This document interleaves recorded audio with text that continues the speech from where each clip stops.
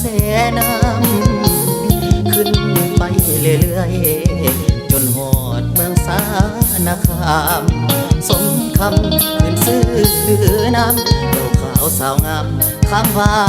นนี่สาวงามแห่งบ้านดง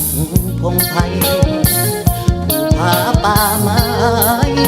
ได้ไปแล้วบ่เบื่อได้พบเจ้านี้สาวนาดีถึกใจล้นเหลือได้มาแล้วบ่อยากเมื่อลงหาจนสุดหัวใจนาดีที่นี้เหมือนมีมนต์ขลังอยากขอฝากฟังหัวใจเอาไว้ได้บ่สาวงามใจดีสิเห็นใจอายบ่นออายนี้บ่รวยบ่หล่อแต่มีฮักเดียวใจเดียวอายมาจากฟากฟ้าแดนไกลมาลงมาลายดินแดนน้ำใจแห่งนี้ขอวอนเทวาจงช่วยเมตตาฟ้านี้บันดาลให้ข้าคนนี้เป็นเคยนาดีสมใจเถิด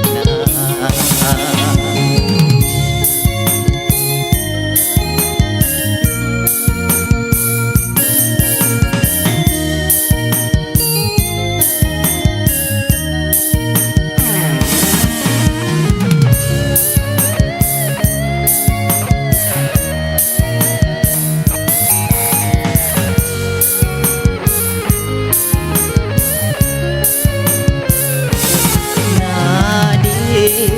ที่นี่เหมือนมีมนต์ขลังอยากขอฝากฟังหัวใจเอาไว้ได้บ่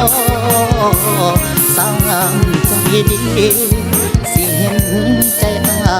ยบ่นอายนี้บ่รวยบ่หล่อแต่มีฮักเดียวใจเดียวอายมาจากฟากฟ้าแดนไกลมาลงมาลายดินแดนน้ำใจแห่งนี้ขอวอนเทวาจงช่วยเมตตาฟ้านี้บันดาลให้ข้าคนนี้เป็นเคยนาดีสมใจ